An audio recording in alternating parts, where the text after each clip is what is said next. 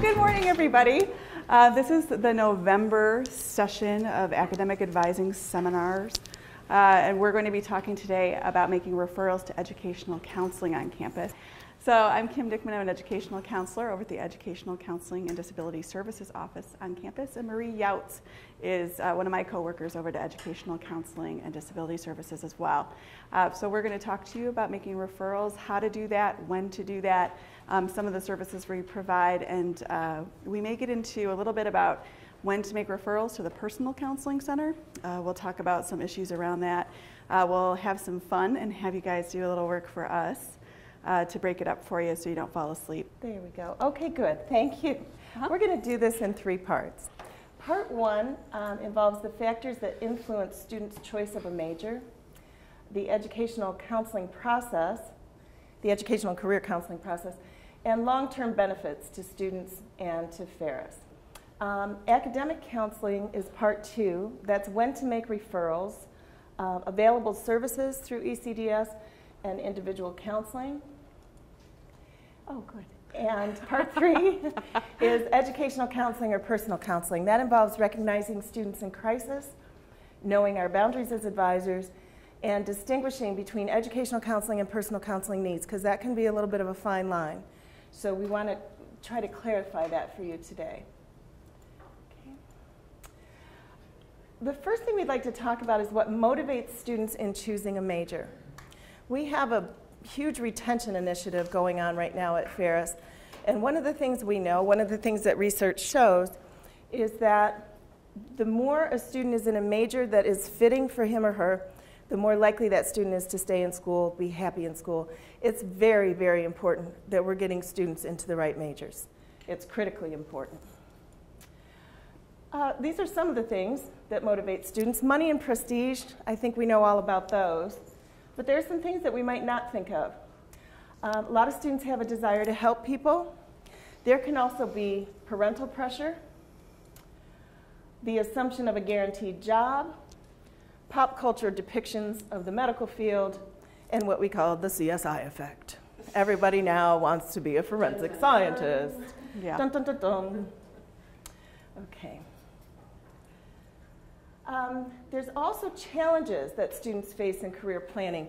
It can be a lack of knowledge about what majors require, what courses are required, what the actual job is like out in the real world. Students might have an inflated sense of self. They may not have been told that it's probably not possible for them to become a neuroscientist or a rocket scientist. Sure. And poor academic preparation. We have students from very stressed out, underfunded school systems in this state and beyond, and many of them are just poorly prepared even though they have very good intentions and want to be academically successful. Students also may face a lack of support, have outside obligations, or, again, we have the pesky parental pressure.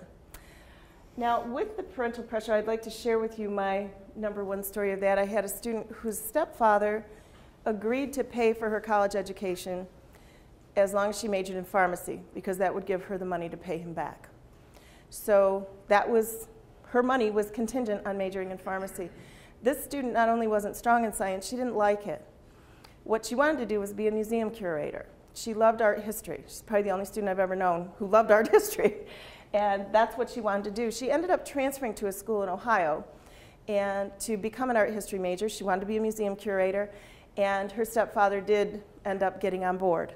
But the reality was that she was facing a lot of parental pressure and started out in pre-pharmacy because that's what she knew to do. We'd like to talk a little bit about the career counseling process. Kim, do you want to go ahead? Yeah, Thank sure. you. When students come to see you and they don't, sometimes they just don't have any idea what they want to do. Or they start out, particularly in health professions, with a dream or an idea of what they want to do, and that's just not going to work out for them. It just is not. So we are available to help students try to figure out what they what other options they may have. You're dealing with folks who are 18 to 22 years old commonly, and developmentally, that's exactly where they're at. They don't know who they are or what they're supposed to do, what they want to do rather than what they're supposed to do. Sometimes they're told what to do and who to be, and they do rely on older folks, usually like their parents, right? But we would be considered older, although none of us is older, I promise. But they would rely on us to say, well, what should I do? What we do is reality testing with them. That's what we do too, commonly, is reality testing. And sometimes it's the inflated sense of, not really inflated sense of self, but it's I can do anything. Sometimes it's quite the opposite. It's I can't do anything. So we work both angles. It just depends on where they're at. But there are a lot of facts that happen.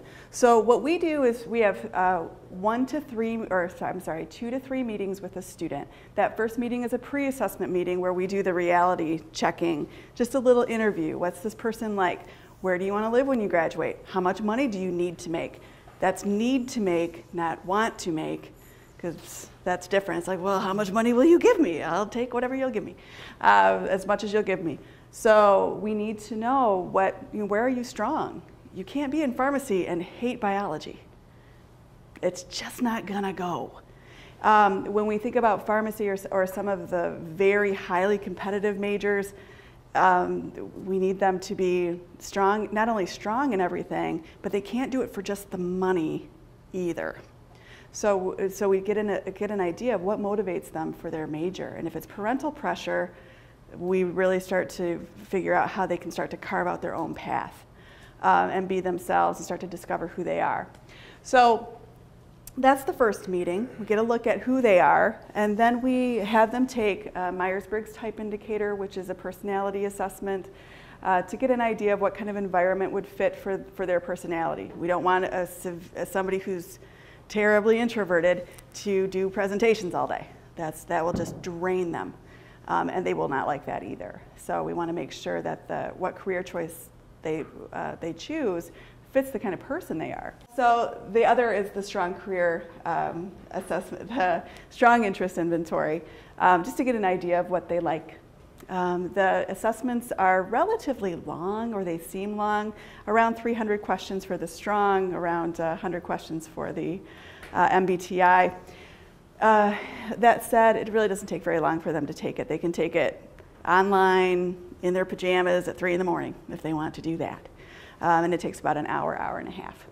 So we have them schedule appointments to come back and meet with us to go over the results. They're not allowed, they can't print the results out themselves. We want to be there to go over that data with them. Sometimes that data will suggest it will suggest what they already know about themselves. Sometimes it will speak to the career choice that they chose to begin with, and we need to figure out how to help them achieve that. And most of the time, though, it points in a different direction, and we'll help them achieve that, get them going in that direction. But that's the process. Again, 2 or 3 hours. Usually with the assessment part of it, it does take about 2 hours, and usually we try to split that up over 2 one-hour sessions so we can go over some of the data. Then they have a little time to sit with it and process it out. And then when they come back, I say really what I think are very funny things like, did you have any great revelations since the last time I saw you? Do you know what you're going to do with the rest of your life? And they never know that answer. But it does give them some time to kind of think it through, and sometimes they can come up with their career choice at that point, or their plan for that at that time.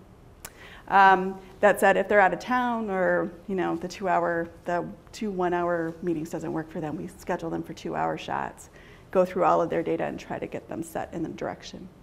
I'm going to end this portion with the story of CJ, who was a Ferris athlete. And about 5 years ago, she lost her financial aid because of poor academic performance. Her satisfactory academic performance wasn't what it needed to be. So I got a call from the athletic director's office asking me to come over, because I had been her advisor, to help them figure out how to do this SAP form, what the process was, how to get her back on the grid from a financial aid standpoint. And what I learned from that process is that CJ had wanted to be a nurse, or she thought she did. She'd gotten into Biology 108 and failed it miserably, hated it. She wasn't doing well in her other classes. She was getting C's and D's. And this is a student who I knew could do well because she had a great first semester. It was just when she got into the Bio 108 that she took a tumble. So we had a conversation, and what finally came up, and this was after meeting with everybody, what finally came up is that her mom had always wanted to be a nurse, but her mom had gotten pregnant for CJ when she was 17 or 18. And so this was their joint dream, that CJ would become a nurse. But it's not something she ever wanted for herself. She just wasn't thinking consciously about her future.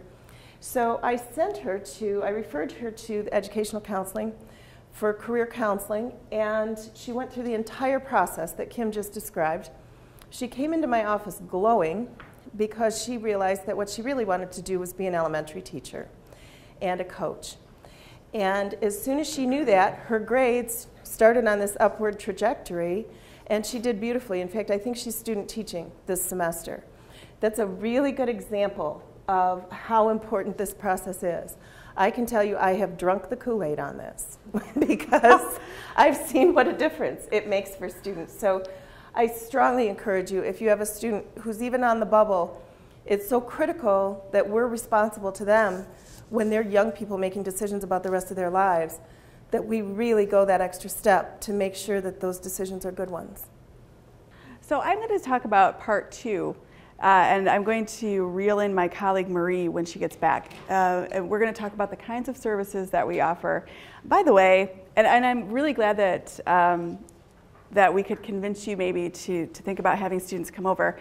But we also know that we deal with students on an individualized basis, and sometimes they're not ready to make that decision even after 3 hours of chatting. They're just not ready to do that. So we always give them the opportunity to come back if they just have no idea what they want to do, even at the end of that process, because again, we understand just developmentally where they're at. And some folks just need to, they're just working it out. They're just trying to get socialized and trying to figure other kinds of things out, and academics isn't in their top 5 for some of them. So for academic counseling, I'm going to talk about some of our programs and services that we have that might be interesting for your students. And one of the programs that we have is the Strategies for Success program. And usually what that program looks at is the study skills, motivation, learning styles of students who are on academic probation, who are just not doing well, including honors probation. We've worked with those students in the past. To get an idea of what's happening for them, and then get them plugged into services that might be interesting, or to help them with time management skills or other kinds of study skills. For the Strategies for Success program, we take a look at learning styles. Do you remember what your learning style was in college? Did you have any idea what that was when you were going through college? Did people talk to you about that? Is it just me that didn't have that? I didn't either. No, I never learned about that until I actually had to teach it. And I'm like, oh, that's fascinating. I'm a total fidgeter. So I'm really kinesthetic. I do it all the time, even in therapy with people. It's a thing. It helps me to pay attention. If you ever have the chance to do therapy, if you do therapy with me, I will always have a hair tie. Otherwise, I'll be making out my grocery list in my head. It's nothing against you, but it's just the way that I am. So we take a look at learning styles. Ferris historically has been a technical college. These are people who move. And when we talk to the CET, the engineering technology students, and we talk to law enforcement students, and we talk to health profession students who are moving, it is not uncommon that kinesthetic learning is relatively strong for them. So we want to encourage that for them. Yesterday, by the way, we had this presentation, and because I've been telling classes that they need to fidget. You're always moving. You need to be moving, particularly in meetings and lectures. The way that you're going to pay attention the best is to fidget. Well, I tell students this in FSUS classes all the time. And one of the students apparently construed that information as they can play Candy Crush on their phones while in lecture. So I got talked to about that yesterday. So I will try to tone that down for them. I did get in trouble for that one other time with a student who brought in pipe cleaners. Remember pipe cleaners? Little wire with the pretty little fuzzies. And he made Pipe Cleaner Village on his desk. Wow. Well, everybody wanted to have Pipe Cleaner Village on their desk, right? Because that's fun. But he actually knew what was going on in class. And then I got a phone call. Like, Kim, please stop telling them. So we do try to talk about trying to make it pretty discreet. You know, when you're in this room, this gorgeous boardroom, you know, we need to make that relatively discreet so it doesn't distract others. Candy Crush will distract others.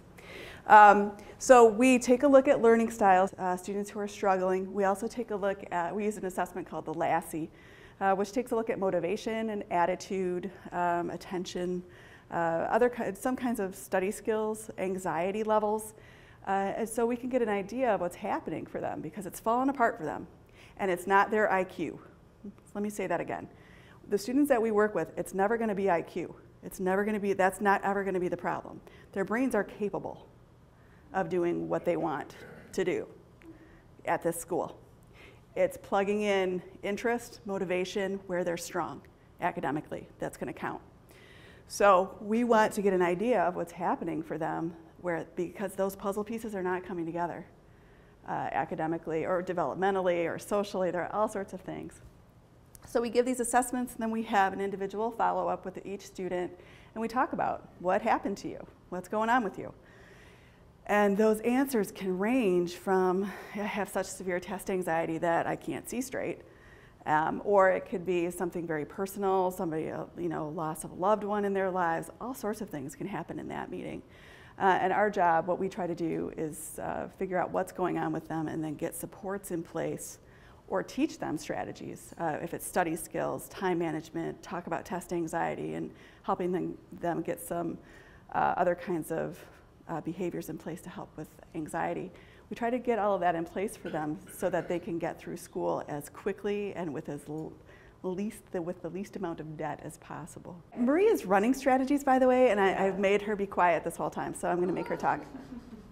Some of the topics that we'll cover in that is some of exactly what Kim has already articulated. So talking about study skills, we're going to really go in depth about just other resources on campus and kind of see, okay, what is contributing to your not meeting your academic goals? So it's going to be in more of a group process type thing. So we're going to really try that.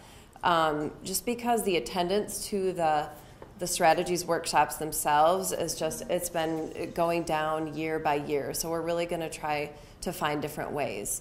And yeah, so we're going to add different components like self-reporting components and having them try to figure out what's going on. So yeah, I agree with Kim. The Lassie assessment, it's more of a way to facilitate conversation. Mm-hmm. But typically when they come into our office and they're face-to-face, I honestly rarely need to reference those assessments because, you know, you just start asking students what's going on and, you know, the conversations just pretty much go from there.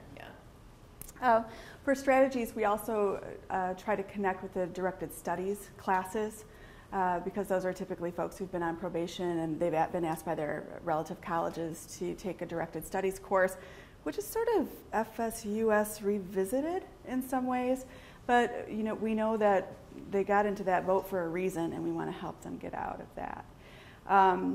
So strategies is one of the programs that we have, and again, we do that with groups, but we can do that on an individual basis, just depending on how you refer them over. We're happy to deal with whatever comes through the door, and we assume that everybody who comes through is an individual, and they've got their own story and their own stuff, and that's how we deal with them. So. Just to keep that in mind. So that's strategies for success. We also do test anxiety workshops. Anybody ever have test anxiety? Ever in your whole lives? Yeah? Once in a while. Students are riddled with test anxiety, at least the ones that we see. And mainly they care a lot, they study a lot, and then their temperature is so high when they get in there that they can't access the information. So we want to talk to them about what that experience is like for them, and we get scientific on it. So we talk about what the physiological effects of anxiety and why that shuts down their brains, and then how to calm that down. And it's very simple, just breathing in and out, little mantras. When I present this in FSUS classes, I tell them the goal is to get them to get to sleep. Like, we're going to start out with a lecture. By the time I'm done, you better be asleep. And they think that's very exciting. So, but just as practice for the relaxation stuff. Because if we can turn their temperatures down a little bit, they're going to be able to access that information. If we can't do that, then what instructors are getting is a measure of their anxiety, not a measure of what they know about chemistry or whatever subject matter that they're looking at, being tested on rather. And we have workshops that Julie Rudolph and Chris Richmond, Julie Rudolph is from our office, Educational Counseling. Chris Richmond is from the Personal Counseling Center, so they work through the it's the SAC, academic, anyway, through the Tutoring Center, sorry, their workshops, where Julie will talk about the effects of anxiety and how anxiety works. Chris will talk to them about how to calm down, some different kinds of relaxation exercises. By the way, as staff, if you just wanted to sneak into our offices, if you need some of that, that's all I'm saying. You can just sneak in. I'll teach you some relaxation stuff. It'll be a very nice experience.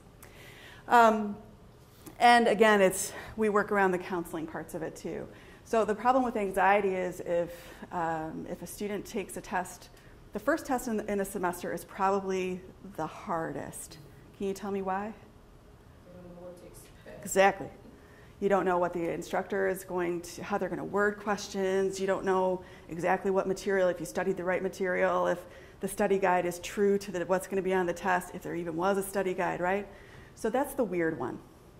And if you don't do well on it, what happens to your confidence?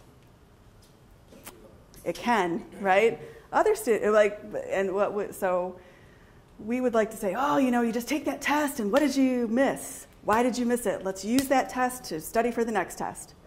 Go, go, go, team. But they're like, nope, I'm done. This is too hard for me. I can't do it. I'm done. So that's where we get to come in. And that starts the anxiety kind of spiral into darkness, right? So what we want to help them with is to get out of that, remind them that they're smart, check out what they're doing to prep for tests, and then turn that temperature down. Sometimes when we talk about anxiety, I'm kind of a smarty pants, and I will say, you know what? You could, if you're done and you can't get there, you can't think of it, you could just get up, shred the test, throw it at your professor, and walk out. You could do that. I'm like, don't throw it at your professor. Throw it on the ground and just stomp out. Own the test. It's your test, right? I mean, it's like you always have a choice. You're going to be okay. We will work it out. It's going to take practice. That's the other little trick, because they think they're very naturally gifted academically and that the transition from high school should be very parallel, no big deal. And then they're like, oh, why can't I? So one of the little games that we play, the three counselors, we three counselors get to go around and do lots of FSUS presentations in the fall. And one of the very fun things that we've started a game about is we ask the students at the beginning of the class, how many of you have ever studied? And it's usually less than 5. In every class, except for honors, it's usually more than 5, but not much. And it's like, well, why would I expect you to know how to study for college, balance your time, give yourself structure? You've never done that for yourself. You've never had to, and this is brand new. So that's like an extra class added on top of your, your first semester freshman course schedule. So we need to give them some room. A lot of students, I don't know how many students you all run into that you would know of, but a lot of students we run into are first generation students. They've never worked a college system in their lives, and it's a totally different vocabulary. It's not hard, but it is a totally different vocabulary. They have to reach out in ways that are uncomfortable for them sometimes, and they've got to discover themselves at the same time as learners, as academicians, as people in the world. So we have a lot. There's a lot for them to do, and if we can assist in that way, we're happy to do that. And if we can assist you in that way too, we're happy to support what you say. Because usually that's what's happening. Well, my advisor said that too. Mm-hmm. We're not wrong. Get on board. And sometimes that helps to get them to try things. So we also do, and time management's huge, particularly for freshman students. I think I gave the example yesterday. I'm working with a young woman who said she was really behind in her courses because she belongs to a social sorority, and she has a pledge or a little, or I don't know what they're called. I do. I used to be in a social sorority too. But so she couldn't hand her stuff in on time or do her work because she had these social obligations. And I said, is the sorority going to pay you? Right? Like when you graduate, are these people paying you? Because you're trying to get out of here in May. This is not, and I have to admit, as an instructor, somebody who's taught psychology courses at Grand Valley and Saginaw Valley, I always thought it was very fair and easygoing, and I apparently am not, because I would not take late work. I would not. I still wouldn't, because I'm old and crotchety. So, but I am amazed at I'll hand it in late and still get like 50%. I'm like, is that good enough for you? Like, where are you right now? So we have to, every once in a while, and pardon the phrase, have to have sort of a come to Jesus meeting too about time management and really what, the time management that you're exhibiting right now, is that working for you in the way that you want? Because that's a lot of expensive time if you're not going to be able to pass your classes, right? So we have those kinds of sessions with them too. The other part I want to talk to you about is students with disabilities on campus. That's a big facet of our department, is working with folks who have disabilities. It's not uncommon that students don't know that we exist. It's also not uncommon that advisors don't know that we exist. Faculty staff. We're trying to change that tide. We would like you to know that we exist. Are more than happy to talk to students and get them accommodations that they might need for their classes. We work with 3 major kinds of disabilities. Physical disabilities, which can include traumatic brain injury. We're working with a lot of veterans coming back from combat who do come back with traumatic brain injury, and that can cause all sorts of physiological and emotional issues for them. Visual and hearing impairments, chronic illness, mobility impairment. So, and chronic illness can be cystic fibrosis, multiple sclerosis, arthritis. We deal with, and when the weather changes, my arthritis students suddenly they're like, help! Because they can't move, and it takes a while for them to adjust. So we're there to help facilitate communication between instructors and the student, or advisors and the student, to help make sure that they're as supported as they can be, given the kinds of symptoms that they're experiencing. So that was physical impairment. Then we've got learning disabilities. This is probably the most popular of the disability family that we see. Dyslexia, which is a reading disability. Dysgraphia is a writing disability. Dyscalculia is a math disability. Those are typically predicated on the idea that IQ, what your brain can do, general intelligence, is average or higher, typically higher than average. But your achievement, like what your brain will do when it comes to math, reading, or writing, is significantly lower than that IQ number. That's what we're looking at. So the brain can do it, it just doesn't like to. In normal ways, or right. Like what, like a normal test, or yeah. Right. So when it comes to dyslexia, what we do is we take reading out of the equation for the student. Brain doesn't like to do that, so we're going to take that out of the equation. When it comes to writing, we have different kinds of software that's voice to text, those kinds of things where a student does not have to sit and write out. There are lots of different kinds of accommodations we can use for those. And there are other receptive and expressive disorders that we work with under the learning disabilities category. What's funny about high school seniors is that they're pretty sure their learning disability goes away after they graduate from high school. And unfortunately, it is kind of a lifelong thing. So sometimes we see them the second semester after they had a bad first semester. So we try to get those things taken care of for them. They don't like it. Nobody likes a label. Nobody likes to, and they're afraid of what's going to happen. They're afraid we're going to advertise all over campus that they have a reading disability and they're not good enough, things like that. So that is never what happens, and we just would like to talk to them. So if you have somebody who's struggling and they come in and talk to you and they say, oh, and by the way, I had a reading disability in school. It's like, okay, have them come and see us. They don't have to take us up on anything that we offer them. They can always say no, but at least they could get some information. Or sometimes I've played the card of, I want to get you through this as fast as possible. Don't you want to get through this? You don't want to retake this class, do you? So let us get you some help around that. And it's okay to say, okay, it doesn't sound like you're not studying. It sounds like you're avoiding reading. Do you have problems with reading? Like, is it just the worst thing that you could do? And just sort of pick and see. And if he just, blah, blah, blah, I just hate it. One of the things that we do, if you need some bait, if you will, one of the things that we do is we teach students how to read more efficiently, read textbooks more efficiently, so they don't have to sit and read a 30-page textbook or a 30-page chapter in 4 of their classes in a week, because for most of them that's impossible to actually comprehend things. But if you could just say that they help with reading faster, so go and see them.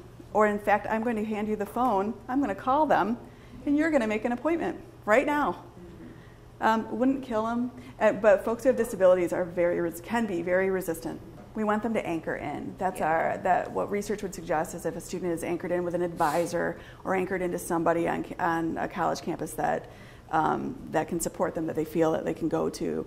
That's what we want for them too. Higher the retention. Certainly. It can be you and or us or everybody. So they've got some places to go. It's a relatively harmless experience because disability does really come with I had to sit through IEPs in high school and all these adults were making decisions about me and I didn't have a say and people think I'm stupid, and I mean it has all of that connotation and we get that. So for us it's just, well, this is available and if you would like it, this is how it works, and it's always going to be here for you and you can always say no. And if it doesn't. That's our job. Our job is to help students get information in and out as efficiently as possible. So what happens when we're writing, there are multiple brain functions happening at the same time to get this message into this message, and those things can be extremely different. And that would be part of dysgraphia. So it's like a circuit is faulty or broken. So what we do as an accommodation, one recommendation would be to have her do oral exams or have her exams in a different format. If she can ace out an LSAT, if she can have a multiple choice type of an exam or some other format, she's going to be better. The trick is if she's going to law school, she's going to be reading and writing her little tail off. And so we need to get her in touch. If speaking is easier for her, then we need to get her, if she hasn't already, like voice to text software, where she just talks into a microphone and she can train it up. Because of that change from high school to college, that can exacerbate all sorts of symptoms that students didn't realize they had. Like our pharmacy students, God bless our pharmacy students, with generalized anxiety disorder all day. Never had it in their entire lives, but they have anxiety that is so high it is impeding their lives. And it really becomes a disability for them. Not all of them, but it does become a disability for them. And then we need to deal with those symptoms. So college can bring on all sorts of adjustment types of issues that really put an exclamation point on what the ability of a student starts to look like and what's real and what's just anxiety or other kinds of pressures. So yes, we can take a look at and again, we treat students as individuals. No two dyslexic students are the same. They're really not. Although they probably share some of the same symptoms. But we'll make an individualized plan for them and then work with faculty as needed, of course, to get that plan in place. And so the student, keeps up with everybody else. They don't get any breaks, but the information might be given or taken in a different format than what's usual. The other kind of disabilities that we work with are psychological disorders. So the big ones are depression and anxiety still. Bipolar disorder is the disease du jour right now. We like to label our adolescents with bipolar disorder and then put them on antipsychotics. It's a totally different lecture that I have a soapbox about. That's it. ADD, ADHD is still very nice and popular for folks. We have some schizophrenic students on campus, and they're okay. They're medicated and doing what they need to do to take care of themselves. They do just fine. But certainly what we were just talking about, the adjustment disorders. Chemical abuse and dependence, if folks are in recovery, that actually fits in as a disability that may need some support and accommodations. So we deal with all of those kinds of things as well. Trying to help folks stay in line. Again, with veterans coming back, PTSD is becoming a more and more, not popular, but a more and more common diagnosis that we see. And some of them are not doing so well. They don't act nicely. act nice with others on campus. They don't play nice. With or without a disability, I just thought about this morning where we've had some folks say, well, this person's a discipline problem, but does he have a disability? And I want to remind all of you that whether or not the person has a disability, if they are a discipline problem, they need to be kicked off this campus. There is no special, well, you have a behavior disorder, so you can threaten the faculty, it's okay. We don't do that. There's no excuse for that. So if at any time you feel like you're in danger or anything like that, we're going to bridge into talking about when to refer to the Personal Counseling Center. We never want the label of disability to come to mind, like, oh, well, they need to be treated in a special way because they have this label. That is not the case. We were hoping to have somebody from the Personal Counseling Center to come and talk to us today about when to make referrals. We're going to talk about it briefly because I don't want to step on toes over there. We do not want to play the role of counseling center. That said, there have been some concerns around lack of staffing and having trouble with getting appointments, and mostly it's the anchor thing, or as Bill Potter would say, it's any port in a storm. We don't want folks running around feeling bad, particularly if it's so bad that they're ready to make a move off of campus. Yeah, any port in a storm. We want, if we can help you assess. One of the things, there's an issue here of, when folks have personal stuff happening, you're not licensed. You don't have insurance, and we don't want you to walk down that road very far with them. If you feel like you're out of your depth, use your gut. If it doesn't feel right to you, it's not right. So it's okay to call for help. Call your colleagues in, call us. If we're available, we'll be happy to try to tackle questions for you and give you some advice about what to do. If it's dangerous, if you feel like you're in danger or the student is in danger, don't leave that person alone. Use your calm voice. Try to stay as calm as possible. Make sure you're safe. Make sure your office has a safety plan so you can call for help if you need to do that. And then at some point you need to call 911 and you need to let the student know that you're doing that. Particularly with somebody who is suicidal. So Margaret, there was one of the participants was talking about a student whom she referred to the counseling center, and the student was feeling really low, and wasn't comfortable walking over to the counseling center and talking to somebody, but the advisor thought it would be a good idea for somebody from the counseling center just to reach out and articulated to the counseling center that the student was really feeling low, depressed, but there's been no follow through with that. And our suggestion from an ECDS perspective would be have them see us. Yeah, we'd be happy to. We'd be happy to talk to, or reach out. I've done that. I'm just nosy neighbor. As long as I have your permission and the student knows it's okay for me to talk to them, we've done it before. It's, hey, so-and-so contacted me and just wondered if you wanted to come in and just chat. Can I forward you the email? Yep. You can just chat. We'll chat and see what's happening for you, or we'll play cards. I've got 2 decks of cards in my office, or we'll have candy, or whatever. Again, it's an anchoring thing. It's not and then it depends on where they want to go with it. We'd like our students to stick around. We know that homesickness has been huge this semester. I don't know what it is. Everybody's missing home, and that can really result in folks just turning off. One of the things I've said a lot this semester to students is, okay, if you leave, what's the alternative for you? Right. And then they're like, oh. So then it feels like a rock and a hard place for them. And it's like, we can work through what's going on. But even something like that, maybe this shouldn't go on the tape, if we have to coach them to go to their community college near home to get over that, then that's what they need to do. So right. To just have, exactly, so just to have that.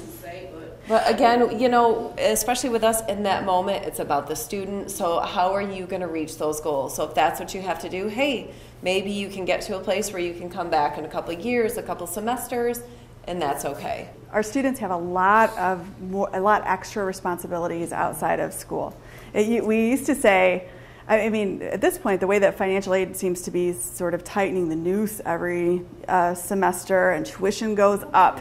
And sorry, not wrong context.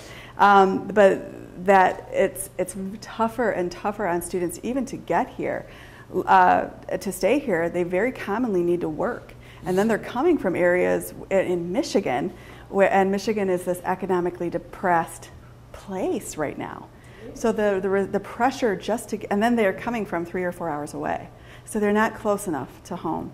We work with students with disabilities a lot, and we're so excited that students with disabilities even dare to go to college. We don't care what college they go to. I mean, we want it to be a good fit for them. We need to make sure that they're hooked in with people who will accommodate their needs, of course. But if it's here, that's great, and we'll do everything we can to make it be here. If it's not here, we're sort of under those rules or those ideas around, we want you to be successful quickly and without debt, with the least amount of debt as possible. If you can do that at community college to get your feet wet and then come back, great. So I have a little exercise for you, because I've been up here blathering on. You think I had a lot of coffee or something, which I totally did. And I'm going to have you work in pairs if you don't mind. It's just a little advising scenario. I just want you to read through this scenario, make a little plan between the two of you about how you would attack it. And we're going to get back together in about 5 minutes and go over your answers, and we'll just have a little group discussion around that. Anyway, any other further questions or concerns? Again, we are at your service, so please let us know if we can help in any way. We'll get back to you as soon as we can. And if we can't assist, we will try to get you hooked in with folks who can assist. But please use us liberally. And thank you for your time and attention today. I appreciated having you all here.